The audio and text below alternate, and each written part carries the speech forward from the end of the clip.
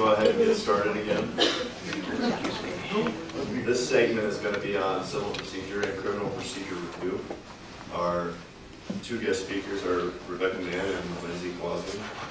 Rebecca Mann practices as an associate attorney at Gunderson Palmer, Nelson, Nashville, and Rapid City. She obtained her Juris Doctor at the University of South Dakota in 2008, where she graduated with Sterling Honors. Rebecca is a general practitioner focusing on the areas of insurance, defense, workers' comp, civil litigation, employment law, and debtor-creditor relations. She's also the 7th Circuit rep for the Young Lawyers Division. Lindsay Quasman will be second. She obtained her bachelor's degree in criminal justice and legal studies from Chadron State. She graduated from USD Law School in 2010.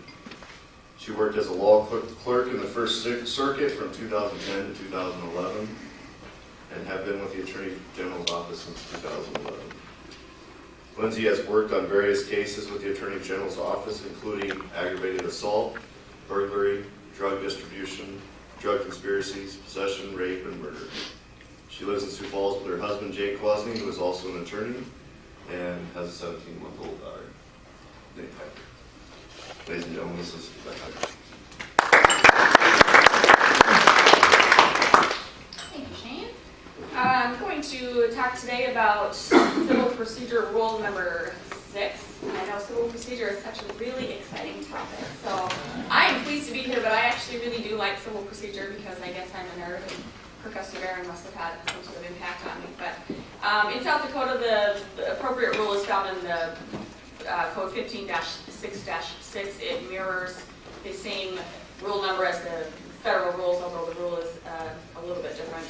And there's really 4 things that you're looking at when we're thinking about time. How do you compute or calculate the time? If you need more time, how does that go about? When do you file your motion? What's the appropriate time to do that? When do you file your response? And the dreaded 3-day mail rule. When does it apply? When does it not apply? Should you rely on it? Things of that nature. So initially we're looking at how do you compute your time, and although the rule is fairly long and it appears to be complex, I find it to be pretty simple because I just narrow it down to, you never include the first day. You always count the, starting the very next day. If it's less than 10 days or less, you count every single day. You only count the business day. If it's 11 or over, you count them all. But what that really boils down to is when you're looking at 10 days, that means 2 weeks. If you count 5 days, that's going to be 2 weeks on your schedule. So if you have, you're filing your notice of hearing today on a Friday, 2 weeks is the earliest that you can have that hearing. That's when you need to file your brief. That's 10 days or 14 days. So that's how you're going to calculate that time.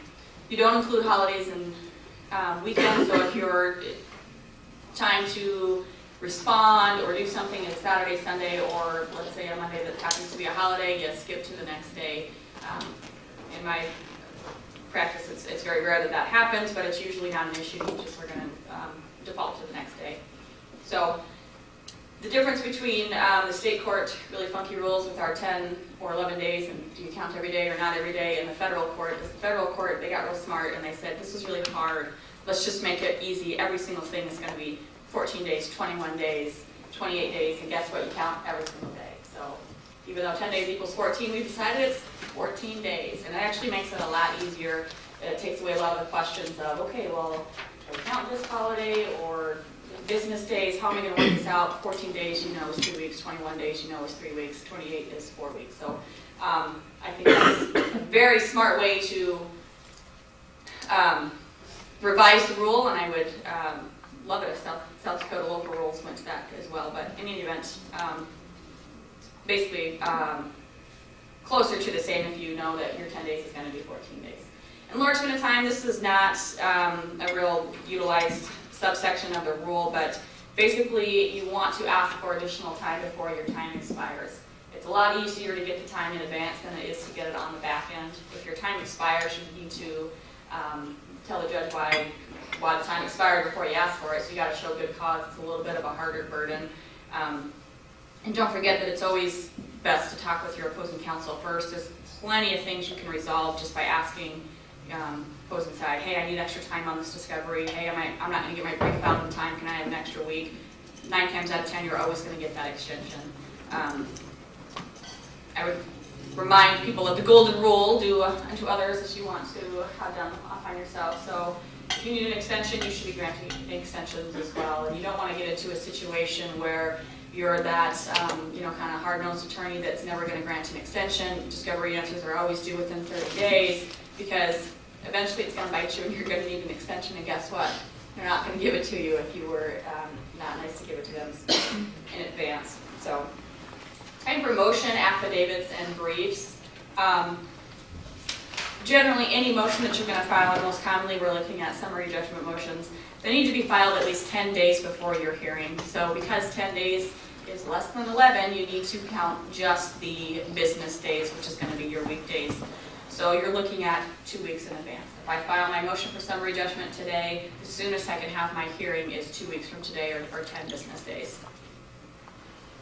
Your response brief is always going to be due 5 days before your hearing, which translates to 1 week before your hearing. So if I'm filing my motion today for summary judgment, the response is due next Friday, and then our hearing is going to be the following Friday after that. You have 2 days for your reply brief. It's a pretty short time. I've seen a lot of people burn through that.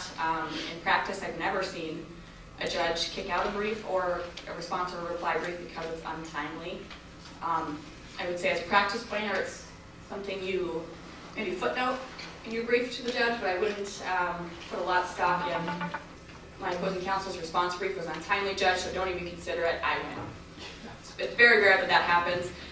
We have a small bar. You're going to be dealing with the same attorneys over and over again, and I guarantee you're going to miss. Your brief might be filed late by 1 day once in a while, or you're going to need an extension, and you don't necessarily need that opposing counsel pointing that out to the judge saying they should lose by default because they didn't file their brief on time. I see it in state court. I would say the rules are more like guidelines. I've never seen anybody really hold hard to your client is going to be prejudiced by this because you missed a 1 day brief. Not going to happen. Mostly because I tell you the judges probably aren't reading it the day that you file it, so not really of concern to the judge. He's probably going to read all 3 briefs the day before your hearing. So that's my 2 cents on those. Additional time for service by mail. This is the hardest part of Rule 6, in my opinion. I find it interesting that it's still part of our rules, and it's also still part of the federal rules. And if anybody practices in federal court, everything is done filed electronically. You have to go through that system. So I would assume that the reason you get an additional 3 days when something is served by mail is because you got to allow for the mail to get there. But you'll note that this rule is the federal rule 2, it applies to electronic service. So when you're filing something electronic, you still get 3 additional days, which seems kind of silly in my mind, but that's the rule. So we need to figure out how we apply it. Mail does, in South Dakota, it does include service to the Odyssey File and Serve. That's pursuant to the Supreme Court Rule 13-2. So even though you're filing electronic, you get that extra 3 days. What's tricky about the rule is when it applies and when it doesn't apply. My rule of thumb is that it only applies when your time to respond is triggered by service. So your answer to discovery is triggered by when that discovery is served on you. So if they mail it to you, you get 3 extra days. Your time to file a brief, though, for a motion isn't triggered by service. It's triggered by when is your hearing. So if the hearing is 2 months down the road, I still don't need to file my brief until 5 days, my response brief, 5 days before that hearing. So it's not triggered by, I got a notice of hearing today and the hearing is set up 2 months in advance. That's not when my time to respond is triggered, so the 3 days is not going to apply. There's a little bit of debate in the bar about this. I know some people read the rule as, if I'm going to file my notice of hearing, I need to give you an extra 3 days because I'm filing it, serving you by mail. In practice, I don't see that a lot. I disagree with that reading of the rule, but I've never seen anybody been denied or not allowed to have their hearing because they didn't allow an extra 3 days for the notice of hearing. But again, going back to the main point, it's triggered only when your response time is triggered by service. So if you are served a document and that kickstarts how many days you have to respond, you get that 3 extra days, which obviously makes sense because if they mail it to you and it takes 2 days to get there, you shouldn't be prejudiced those 2 days because they mailed it to you rather than serving you in some other way.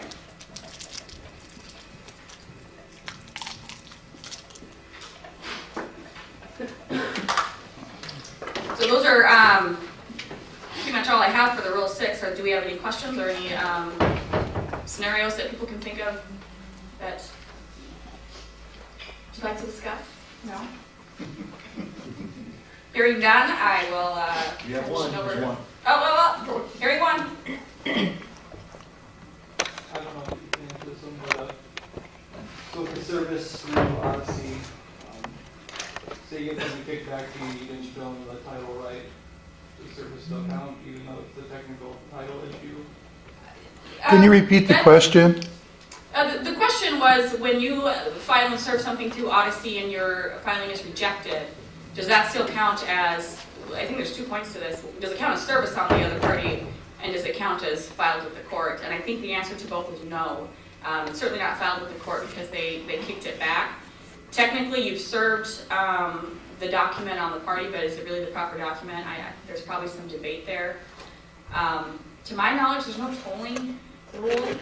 Is there? No. There is none. So if you file something through Odyssey and they kick it back, you may have missed your deadline. So it's another practice pointer. You definitely don't want to wait till the last minute to file something if you are not experienced in the Odyssey filing world. However, again, on the reality side of it, I've never seen a judge kick it back and say, you missed your deadline, too bad that you forgot to capitalize one word in the letter, and the clerk said, I'm rejecting your filing. And by the way, I didn't tell you it was rejected until 3 days after you filed it. So I don't know that I've seen that happen, but that's an interesting question if it counts as service. Let's say you don't change anything to your document, you've served it, but they've rejected it for filing purposes. I think you can make a really good argument that it has been served, and that should trigger the time to respond. So, but when in doubt, I always communicate with your opposing counsel, and I've seen too where I'll send emails or letters and say, hey, I calculate my deadline as X. Do you agree? 9 times out of 10, they're going to say, yeah, that's fine. Well, then you're golden. Even if you're wrong, everybody agrees that that's the time that you need to respond. So that's helpful if you can keep that line of communication open with your opposing counsel. Anything else? All right, I'm going to pass it over to Lindsay.